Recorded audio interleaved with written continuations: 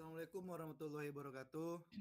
Kami Waalaikumsalam dari Waalaikumsalam warahmatullahi warahmatullahi wabarakatuh. wabarakatuh. kami dari kelompok 8 akan mempresentasikan hasil proyek kami, yaitu yang berjudul analisis pola reservasi dan segmentasi pelanggan hotel menggunakan metode Sains Data. Yang dimana di sini ada anggota kelompoknya, yaitu saya Adra Herlian, kemudian ada Wahyu Kurnia Pratama, Sandi Reskiawan, Raditya Rahim, dan Hasbi Yunus Nasution.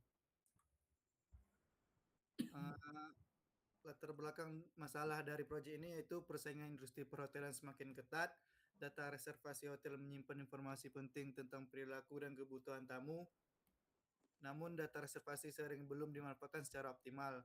Kemudian ada analisis sains data dapat digunakan untuk mengetahui pola reservasi dan karakteristik pelanggan. Dan segmentasi pelanggan membantu manajemen hotel dalam meningkatkan layanan dan strategi pemasaran. Selanjutnya akan dilanjutkan oleh teman saya, Wahyu. Baik, masuk ke deskripsi dataset. Pada dataset di sini ada dataset yang digunakan adalah hotel reservation data. Datasetnya berisi 36.275 data reservasi hotel. Setiap data mempresentasikan satu transaksi pemesanan kamar. Untuk atribut yang digunakan meliputi jumlah tamu dewasa dan anak-anak, kemudian lama menginap pada hari kerja dan akhir pekan, kemudian kebutuhan parkir, lalu ada tipe kamar yang dipesan. Untuk dataset yang digunakan untuk menganalisis pola reservasi dan segmentasi pelanggan hotel. Selanjutnya akan dijelaskan oleh teman saya, Hasbi Nasution. Baik, selanjutnya ada metodologi penelitian. Metodologi penelitian menggunakan pendekatan sains data. Tahapan analisis meliputi data understanding, yaitu memahami struktur dan atribut dataset reservasi hotel. Data processing, yaitu pembersihan data dan normalisasi fitur numerik. Exploratory data analysis atau EDA, yaitu analisis statistik dan visualisasi data. Clustering, yaitu segmentasi pelanggan menggunakan algoritma K-means. Penentuan jumlah cluster dilakukan dengan metode elbow. Hasil clustering dianalisis untuk memperoleh insight pola reservasi pelanggan. Lalu selanjutnya akan dijelaskan oleh Adit. Baik, di sini kita masuk ke hasil pelatihan dan evaluasi model, yang dimana model yang digunakan dalam penelitian ini adalah Cummings clustering. Sebelum pelatihan, data terlebih dahulu dipilih fitur yang relevan, terus ada dilakukan normalisasi atau scaling agar setiap variabel memiliki skala yang seimbang. Selanjutnya ada penentuan jumlah cluster dilakukan menggunakan metode elbow, yang dimana hasil metode elbow menunjukkan titik optimal pada jumlah cluster tertentu. Jumlah cluster tersebut digunakan untuk membangun model K-means. Selanjutnya ada evaluasi model, yang dimana evaluasi model ini dilakukan secara deskriptif karena K-means merupakan metode unsur private learning. Selanjutnya ada kualitas cluster dievaluasi melalui analisis nilai rata-rata setiap fitur pada masing-masing cluster. Selanjutnya ada visualisasi hasil cluster menggunakan grafik batang dan grafik distribusi. Dan yang berikutnya ada hasil evaluasi menunjukkan bahwa cluster yang terbentuk memiliki perbedaan karakteristik yang cukup jelas. Model mampu menangkap pola perilaku tamu hotel dengan baik. Di sini kita masuk ke hasil pelatihan model, yang dimana model Cummings berhasil mengelompokkan data reservasi hotel ke dalam beberapa klaster, di mana setiap klaster memiliki karakteristik yang berbeda berdasarkan jumlah tamu, lama menginap, kebutuhan parkir, dan jenis kamar yang dipesan. Selanjutnya ada proses pelatihan berjalan dengan baik dan menghasilkan pembagian klaster yang jelas. Di sini yang terakhir ada kesimpulan evaluasi, dari mana model Kamin efektif digunakan untuk segmentasi pelanggan hotel. Hasil klaster dapat dimanfaatkan sebagai dasar pengambilan keputusan bisnis. Dan yang terakhir ada model mendukung analisis perilaku tamu tanpa memerlukan data label pembatalan. Nah, selanjutnya akan dijelaskan oleh teman saya Sandi. Oke, baik, kita masuk ke kesimpulan. Kesimpulannya, analisis data reservasi hotel menunjukkan bahwa terdapat perbedaan karakteristik tamu berdasarkan jumlah tamu, lama menginap, jenis kamar yang dipesan, serta kebutuhan ruang parkir. Mayoritas tamu merupakan tamu dewasa tanpa anak dengan durasi menginap yang relatif singkat. Sementara kebutuhan fasilitas parkir secara umum tergolong rendah namun cenderung meningkat pada reservasi dengan jumlah tamu dan lama menginap yang lebih besar. Beberapa jenis kamar memiliki rata-rata lama menginap yang lebih panjang, sehingga berpotensi memberikan kontribusi pendapatan yang lebih tinggi.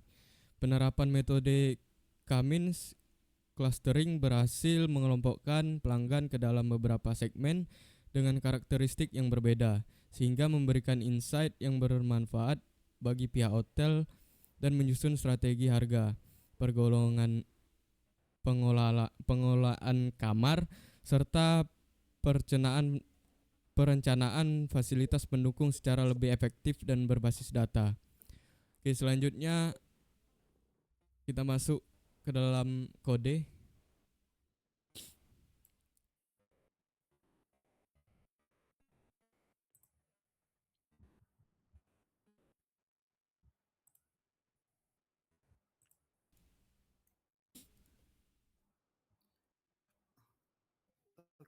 Sekarang kita lanjut ke codingannya, yang dimana di sini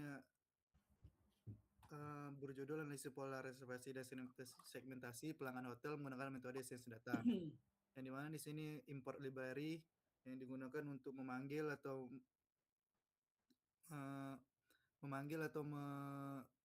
menggunakan library tersebut. Yang dimana di sini ada menggunakan Panda, NumPy, Matplotlib, Seaborn, dan Selection, Processing, Metric, Accuracy Score, Precision, Recall, F1, Conversion, Metric, dan Classification.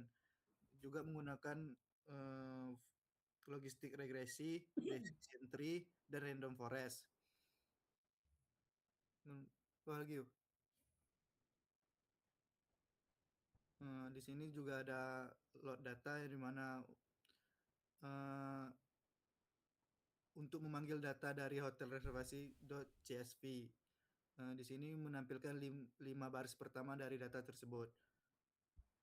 Kemudian ada data understanding, struktur data yang dimana codingan ini digunakan untuk melihat info dan deskripsi data tersebut atau nama-nama dari data tersebut. Di meshing value ini, codingan ini digunakan untuk melihat atau mengecek atau kehilangan dari kode tersebut. Di sini sudah bersih 000. Kemudian ada data processing yang 3.1 data cleaning, dev column.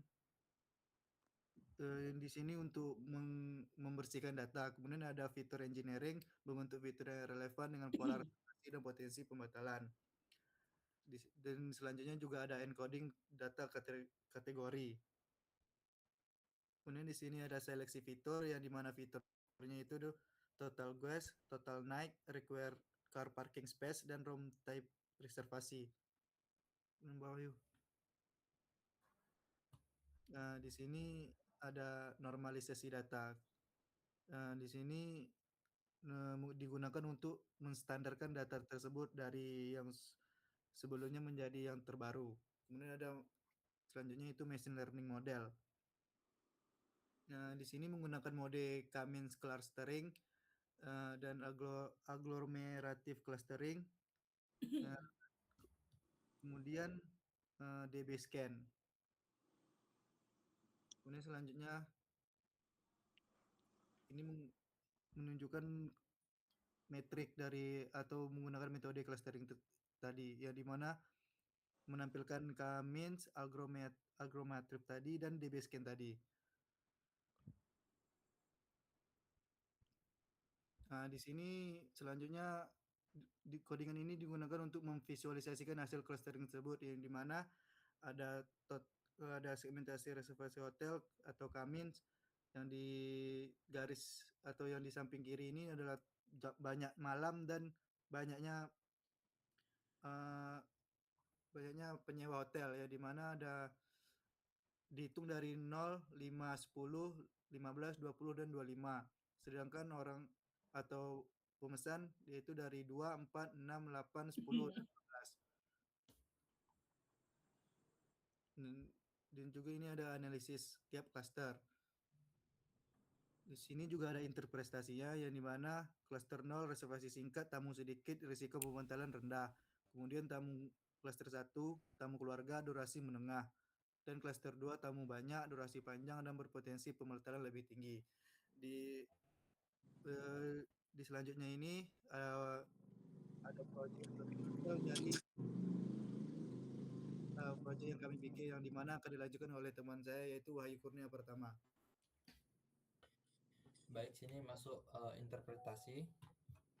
Pada cluster 0, reservasi singkat, tamu sedikit, risiko pembatalan rendah. Pada cluster 1, tamu keluarga, durasi menengah. Pada cluster 2, tamu terlalu banyak, durasi panjang, berpotensi pembatalan lebih tinggi. Lalu di sini untuk menganalisis dan segmentasi, itu ada booking ID, no adults, dan no children, dan lain-lain.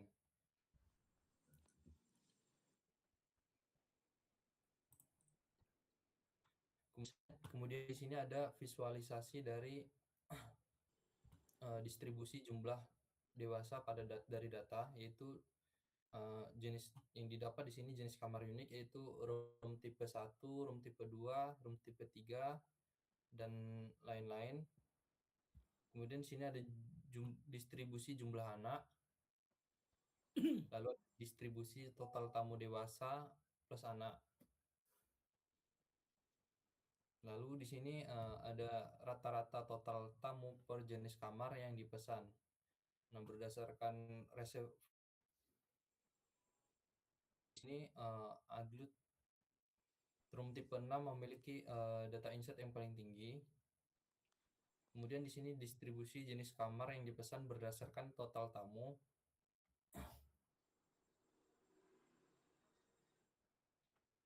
Nah, selanjutnya akan dijelaskan oleh teman saya, Asbina Sution. Sandi, kausan. Oke. Buah lagi yuk. Udah habis tuh. Boleh lagi. Itu penjelasan tuh. Oke, selanjutnya kita masuk ke library untuk mengimport. Bagaimana mengimport dari matplotlib untuk membuat plot, dan Seaborn untuk visualisasi statistik yang lebih baik. Dan ada df for plotting, itu untuk langkah krusial. Terus ini nih untuk membersihkan nama kolom di df data frame yang digunakan untuk prediksi cluster. Dan selanjutnya kita masuk ke scale. Scale itu scalar untuk objek standar scalar yang sudah dilatih sebelumnya. Dan kita masuk ke keymins. Itu adalah objek model keymins yang sudah dilatih sebelumnya. Dan kita masuk ke bawahnya lagi. Nah, yang itu. Baris pertama itu untuk mengimpor library yang diperlukan, seperti pandas untuk manipulasi data, dan ada pplot itu untuk dasar polling. Selanjutnya kita masuk ke yang bawahnya lagi. Nah, di sini pandas, kita mengimportkan pandas lagi untuk library fundamental, manipulasi dan analisis data di Python. Selanjutnya ada NumPy. NumPy itu adalah library yang menyediakan dukungan untuk array dan matrix. Ada matplotlib itu yang seperti tadi itu library polything dua dimensi dasar dari Python. Seaborn adalah library visualisasi data yang dibangun di atas matplotlib. Nah, setelah kita mengimpor ini, kita masuk lagi ke bawah. Boy. Nah, ini kita untuk mengelompokkan data berdasarkan jenis kamar yang dipesan. Seperti di situ ada room type-nya. Sehingga data dikelompokkan dihitung nilai rata-rata menggunakan min. Untuk tiga variabel yaitu jumlah orang dewasa, no of adults, jumlah anak-anak, dan total jumlah tamu pada setiap jenis kamar. Nah, kalau outputnya itu yang ditampilkan memberikan informasi penting bagi analisis karena dapat menunjukkan preferensi kapasitas tamu pada setiap kamar. Selanjutnya ada grafik batang ini untuk menampilkan rata-rata total jumlah tamu untuk setiap jenis kamar yang dipesan. Bawa lagi. Visualisasi heatmap di atas ini menggambarkan distribusi pemesanan jenis kamar berdasarkan total jumlah tamu. Nah, datanya ini diperoleh melalui pivot table yang menghitung frekuensi pemesanan dengan metode regression warna pada heatmap menggunakan skema di mana warna yang semakin gelap menandakan frekuensi pemesanan yang lebih tinggi, sehingga pada distribusi dapat dengan mudah diidentifikasi secara visual. Selanjutnya kita masuk ke bawah, grafik histogram. Ini untuk menampilkan distribusi total malam menginap dari seluruh reservasi hotel. Nah, selain itu semakin panjang durasi menginap, jumlah reservasi cenderung menurun secara signifikan yang mengidentifikasikan bahwa masa menginap panjang relatif jarang terjadi. Selanjutnya akan dijelaskan oleh Raditya Rahim. Baik, selanjutnya kita masuk ke mana kode yang di atas ini digunakan untuk menganalisis hubungan antara jumlah tamu dalam satu reservasi atau total guest dengan rata-rata lama menginap.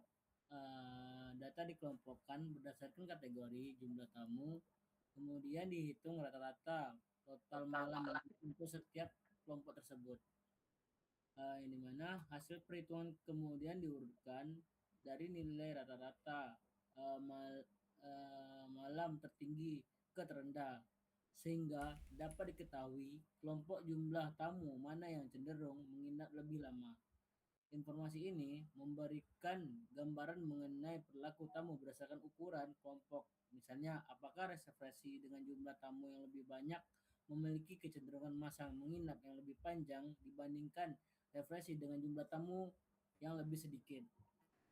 Yang dimana analisis ini penting dapat membantu pihak hotel ke dalam yang dimana memahami pola lama menginap berdasarkan jumlah tamu, menentukan strategi dan paket menginap yang sesuai, mengidentifikasi segmen tamu yang berpotensi memberikan pendapatan lebih tinggi.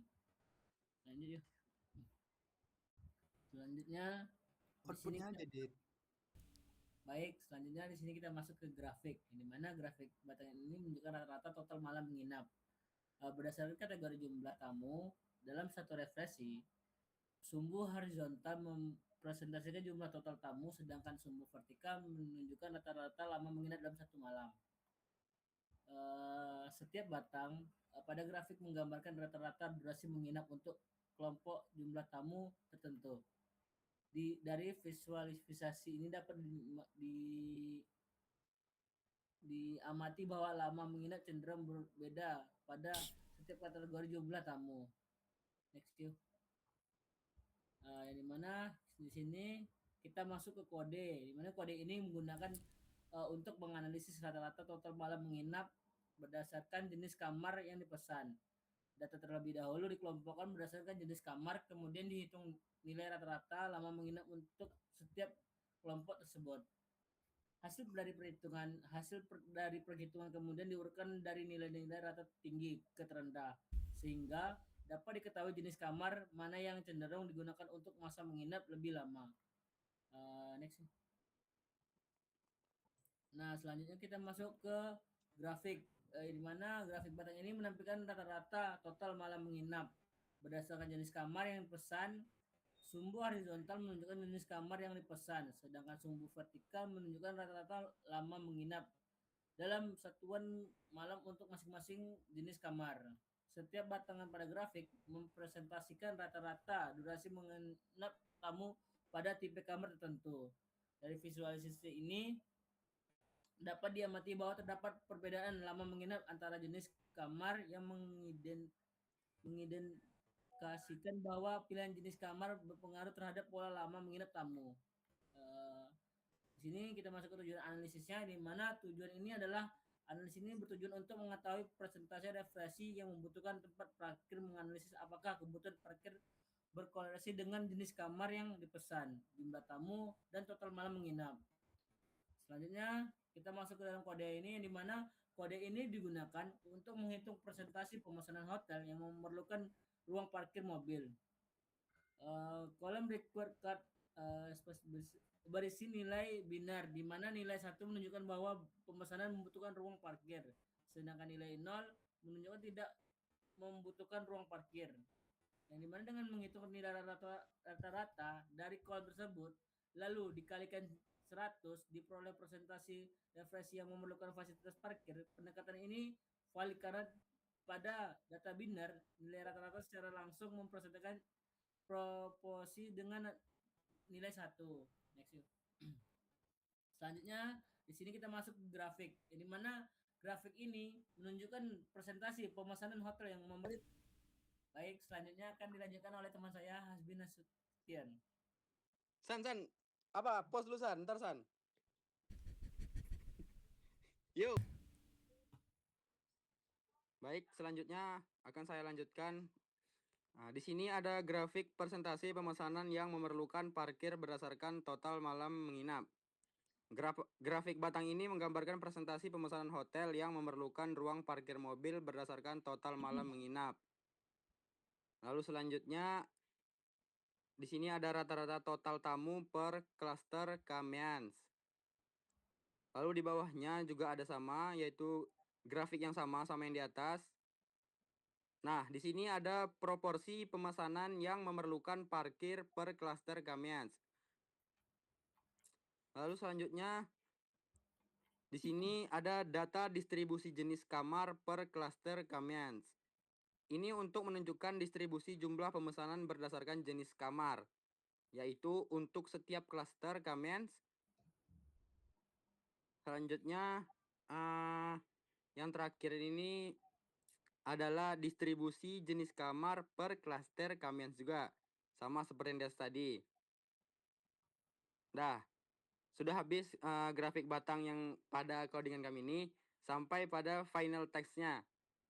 Ringkasan insight dari analisis klaster pada data reservasi hotel. Profil klaster berdasarkan kebutuhan parkir grafik batang yang menunjukkan proporsi pemesanan yang memerlukan parkir mobil per klaster Kamians. Membantu mengidentifikasi klaster mana yang mewakili tamu dengan kebutuhan parkir lebih tinggi. Insight ini dapat digunakan untuk pengelolaan fasilitas parkir atau strategi penetapan harga yang disesuaikan dengan segmen tamu tertentu. Selanjutnya saya kembalikan ke moderator, Rian. Baiklah, di sini saya lanjutkan sedikit, yang dimana kenapa kami memilih judul tersebut dan memakai metode clustering. Di sini kami memakai judul analisis hotel, kemudian menggunakan metode clustering. Kenapa? Karena metode clustering itu sangat cocok dengan data yang kami pilih. Misalnya data yang tidak memiliki label. Kemudian clustering juga cocok untuk segmentasi dalam data tersebut. Sangat efektif untuk segmentasi data. Kemudian clustering juga lebih eksploratif dibanding metode lain, mendukung exploratory data analysis atau EDA. Kemudian clustering juga lebih fleksibel dalam data-data yang kami masukkan ke dalam proyek tersebut. Baiklah, sekian presentasi dari kelompok kami. Lebih dan kurang kami mohon maaf. Kami sudahi dengan Assalamualaikum warahmatullahi wabarakatuh. Waalaikumsalam warahmatullahi wabarakatuh. Berapa menit, San?